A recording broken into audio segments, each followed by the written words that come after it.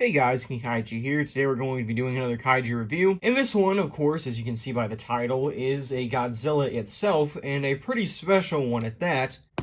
Burning Godzilla, the Bandai creation iteration. I didn't intend for that to rhyme, but it is what it is. Yes, I'm sure a lot of you guys are pretty familiar with this figure. It's one of the most famous of all of the Bandai Godzillas ever, and it's been used a lot in a lot of like toy media over the years, especially on YouTube. I managed to find it recently for a fairly good price of $15, so I thought that I would do a review of him for you guys. So let's get him up close and go into detail. So while American-made Godzilla toys are not seen as well as they used to be, this is probably when they peaked, because yes, this is a American-made Godzilla figure. This was distributed at Toys R Us and other similar stores like Walmart, and as you can see, it just looks absolutely incredible. This, in my opinion, is the best current iteration of Burning Godzilla in final form. The detail is amazing. The paint, there is nowhere I think it really falters, besides the tail. That's okay. It looks fantastic. It's a very good looking Godzilla figure, and I would say that if this is the only Godzilla figure you have, you're lucking out, because again, it's really good. There isn't really a ton to say. Detail overall just looks fantastic on Burning Godzilla here. It's a Bandai Creations figure, which some might dismiss as like garbage, but it really is fantastic. It's a very good figure. And that also continues on into articulation.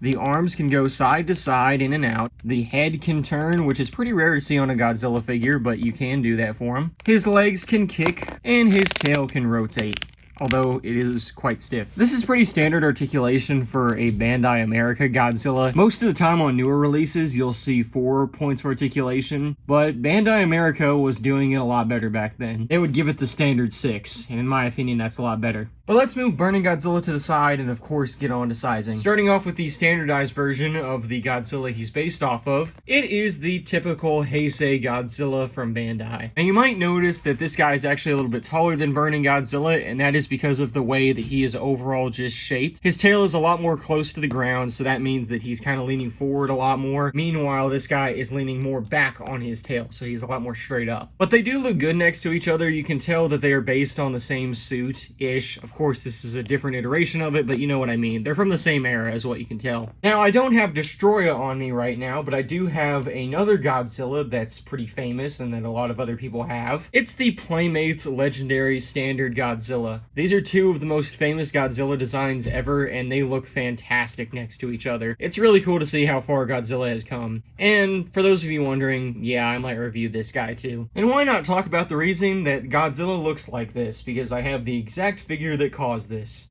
Yup, it's Rodan. And I think I've referred to this guy as Fire Rodan before. I'm not exactly sure if this is a Fire Rodan figure. I've heard some people refer to it as that, but I'm not entirely sure. Either way, Rodan is the reason that Godzilla looks like this in the continuity, so yeah. Rodan looks a little bit big here, but then again, this is probably what they would look like standing next to each other. And yeah, it's kind of cool to see 2 big red monsters standing next to each other. So that is my review of the Bandai Creations Burning Godzilla. This is a fairly old figure. It came out nearly 2 decades ago, actually a little bit over that, and yet it still holds up fantastically. It is such a good Godzilla figure, definitely going to be standing out on my shelf quite a lot, and I'm really glad that I managed to find it for only 15 bucks. That is a really good deal. And that is a pretty common price tag for this figure, so I would say that if you can find it for that or less, definitely try and get your hands on it. This is a very good representation of the Big G, one of my favorites. And that's all I have to say. Thank you all for watching, and I will see you all in the next video.